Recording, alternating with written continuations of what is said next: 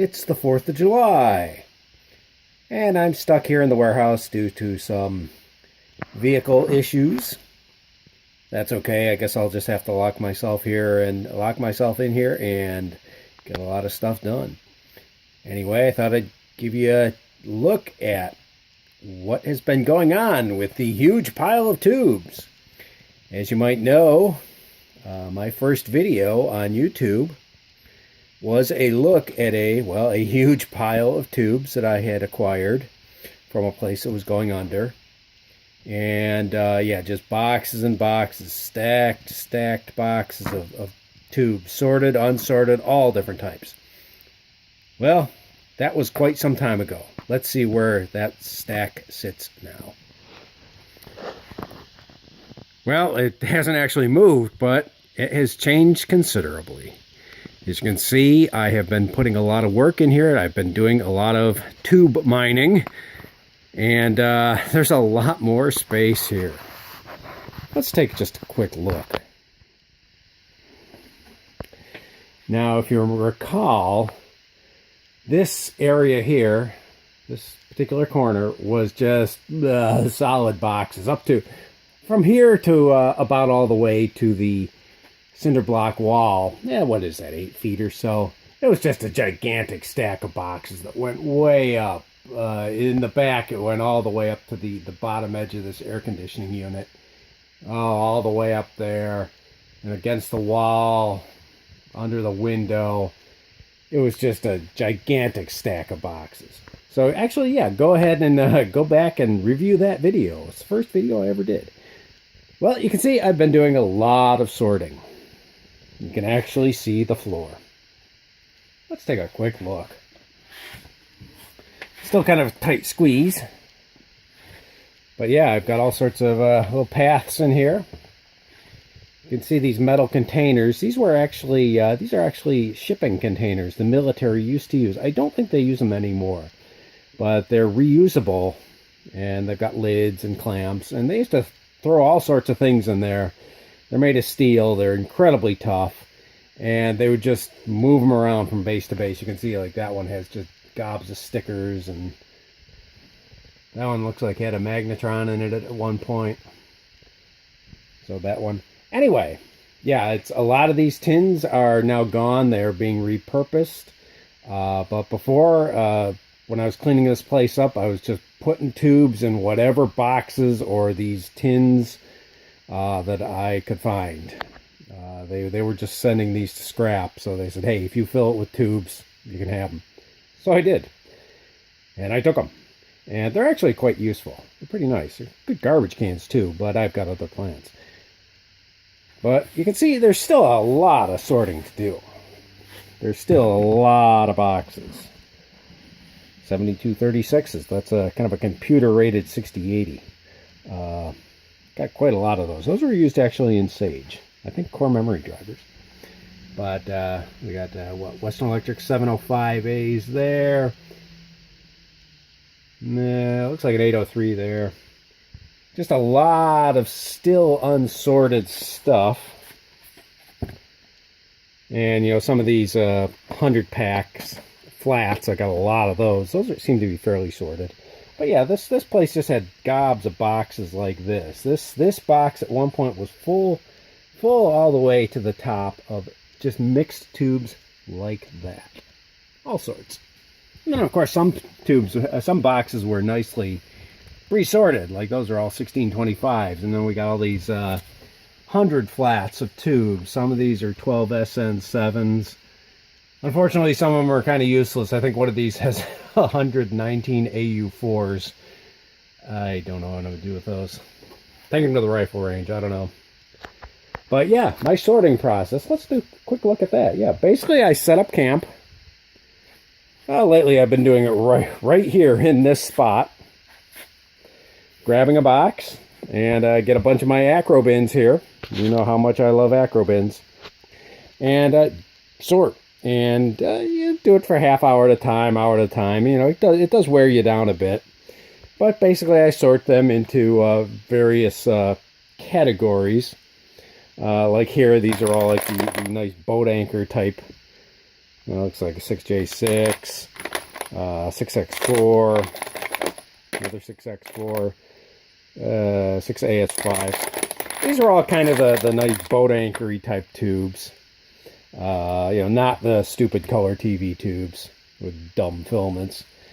Then I've got here this box. This bin's getting pretty full. These are all the industrial type numbers, 5500 series, 1697, 6005. A lot of military. Like the premium versions. Those get sorted. Here are minis that are kind of somewhat, they're not color TV junk, but they're some of the later kind of oddball numbers, 6BN6, the ones that generally aren't associated with classic ham gear. New in the box tubes, occasionally I come across those. And of course, since I do farm each tube, check it out, I do end up with extra boxes. And I keep those. Sleeves too. Sleeves are actually getting hard to find, but I save those. These things, I resell them at Hamfest. And if you want to know, like these tubes here, other than picking out like the good stuff, obviously if they're Telefunken 12AX7s and things like that, I pull them out. But I just send these to eBay as just loose lots, and people like them. They'll just stick as many as I can in a flat rate box, and even unpadded, and say, hey, some of them are probably going to get broken, but people love them because hey, you can get like well over 1,000 mini tubes for chump change, really. I got tubes that I send to the Hamfests for the $1 tube bin, and so forth. And of course, I do sort out the useful and interesting tubes too. Like here, we got some Western Electric 404A, 420As. It's kind of a chaotic sort. Of course, every so often there's a cool tube like this. I think this is a Westinghouse 893R maybe? Big water or air-cooled monster with a nice metal tag. That's a keeper. That's a keeper, of course. And then, of course, the tubes that I keep for myself, I do put those in separate box. Like this box is actually just about full, unsorted. But these are going to be like the things that I keep for my stock. There are a lot of computer tubes because, of course, I hoard computer tubes. One of these days I'm going to get a big tube computer. Don't know when.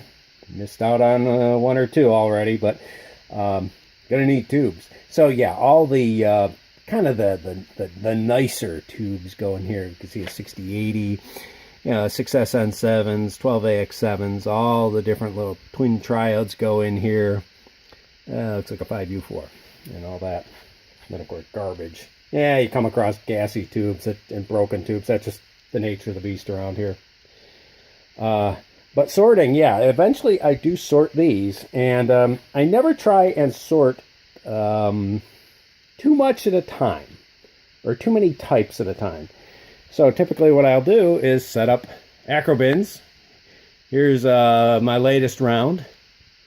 Bunch of twin triodes. 5963, 5965, 5751, 5814A. And I just sort just a few types at a time. Because if you try and do too much, it just gets complicated. You make mistakes. So when you're dealing with a box like this, and you can see there was my little supply hopper there, you only have to think about 10 numbers or so, and everything else you just kind of reject. Those 10 numbers go into the bins you're sorting at any particular time, and everything else just kind of has to wait for the next iteration. Seems to work well. So sorting. I actually enjoy doing this. I find it very peaceful. Occasionally I'll set up my laptop here and have a movie or some sort of YouTube thing in the background, or music or whatever. But it is getting thinned out, and unfortunately there's this gigantic motor in the way. You can see it's big. It does not move. And it's actually part of a motor generator set, and we can see the motor and the two generators. Actually, I have the base for this. I have to put it all back together. Old Navy thing. Yeah, it all put together, I think it's about 1,100 pounds. And it just that beast is something like 400. It's really not fun to move. That's why it's completely in the way. And that's why I trip over it. But yeah, we got a lot we got to go through. Found another one of those QK329s. That's, of course, I've got a video on those. It's a strange analog computer tube, squaring tube. I got a Tonatron here. Yeah, so there's still a lot of interesting tubes. Oh, up here I've got an interesting tube here. This is a Radicon memory tube. RCA, and what's interesting about this one, it is a apparently a developmental type. Focus. I've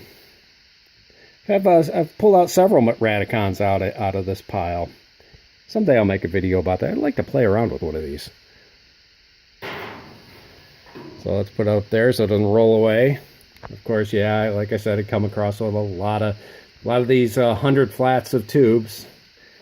Untested. These are all 5814s. Of course, I go ahead and inspect every one of them, because just in case things got, screwed up. Who knows? These could have been sorted like this back in 1984. Who knows? But yeah, these are ruggedized 12 AU7s, non-computer rated, so these will be sold. Yeah, if you ever want to know, the A version, 5814A, is computer rated. 5814 just straight is not. But yeah, going back here, got these ruggedized, ooh, that doesn't look too good anymore. You know what? Whee! Yeah, these ruggedized 807s, 807W and such like that. I don't know, they seem to live a hard life. I do test these out, of course. If they look like that, that's kind of done. Those getters are pretty awful looking. So you know what? Not even worth testing, because no doubt that's going to show up weak and probably gassy. So yeah, that's what's going on here. Lots of testing, and I've made a lot of progress. A year ago, where I'm standing right now was solid boxes above my head. But it's very much changed, and it's thinning out. And this area will be turned into the tube area. I've got some of my nice Lion 8000 shelving. I've erected some. I need to obviously erect more, but obviously I need to clear the space out before I can put shelving up. This is going to be the tube area where the tube stocks are. I may even set up a little bench here for where I do the tube testing and tube cleaning and tube sorting and all the tube business. So that's about that. Okay, well, I hope you enjoy this holiday, no matter where you are. And I'm going to get a lot of work done here because I'm not going anywhere. And hope you like the video. Leave a like if you want. Maybe subscribe. Maybe share the video. I am on Twitter, by the way, and you can receive notifications there because I do tweet these things out. That's about all I do on Twitter, though. But yeah, maybe go back and take a look at some of the old videos. Maybe the original video of the big tube pile. I think it's the very first video. So, all right. I shall see you later. Thanks a bunch, guys. Bye-bye.